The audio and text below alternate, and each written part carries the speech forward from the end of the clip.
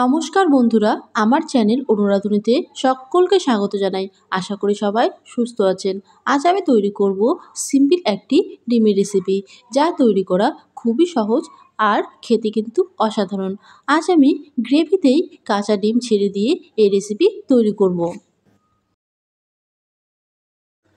আমি প্রথমে কড়াই ভালোভাবে গরম করে তাতে দিয়ে দেব সরষের তেল। তেল গরম হয়ে গেলে ফোড়নে দিয়ে দেব গোটা জিরে, তারপর দিয়ে দেব কুচনো দুটো পেঁয়াজ, সাথে দিয়ে দেব কাঁচা লঙ্কা কুচনো। পেঁয়াজ আমি লাল লাল করে ভেজে নেব। বন্ধুরা, হাতের কাছে যেদিন একদমই সময় থাকবে না, সেই সময় এই রেসিপি একবার হলেও ট্রাই করবেন। আশা করি অনেক ভালো লাগবে।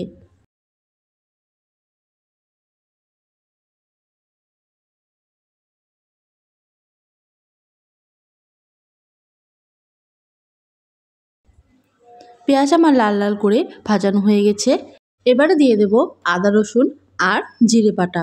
আমি একসঙ্গে সব কিছু বেটে নিয়েছি। কিছুক্ষণ নেড়ে নেব যাতে আদা রসুনের কাঁচা গন্ধ চলে যায়।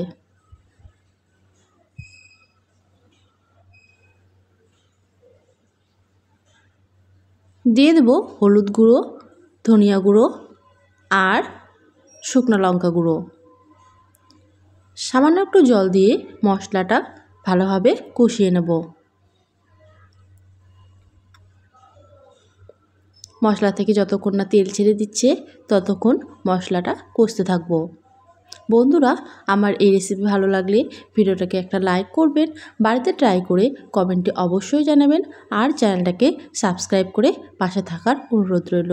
আমার মশলা কষানো হয়ে গেছে। এবারে দিয়ে দেবো একটা বড় সাইজের টমেটো কোচানো।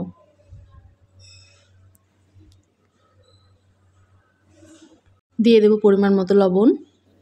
লবণটা আমি টমেটো দেওয়ার পর দিয়েছি যাতে টমেটোটা খুব তাড়াতাড়ি গলে যায়।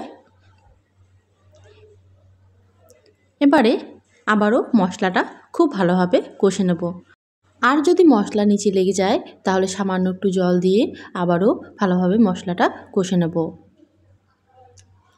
মশলা থেকে তেল ছেড়ে দিয়েছে, আমার মশলা কষানো হয়ে গেছে। এবারে দিয়ে দেব গ্রেভির জন্য জল।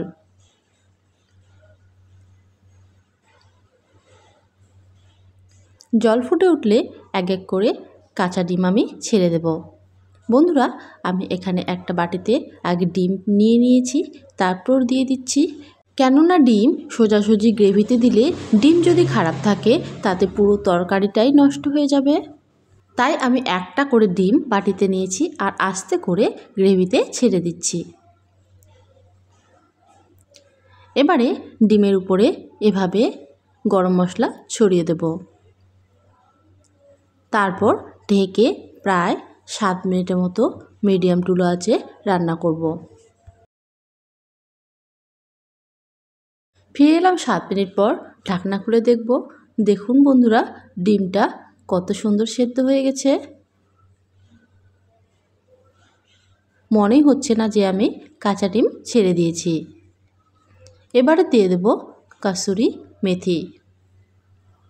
আপনাদের হাতের কাছে থাকলে দেবেন, না হলে স্কিপ করে যাবেন। কিছুক্ষণ ফুটিয়ে নিলেই আমাদের ডিমের এই সিম্পল রেসিপি একেবারে রেডি। গ্যাস বন্ধ করে এবারে 10 মিনিটের মতো ঢেকে রাখব।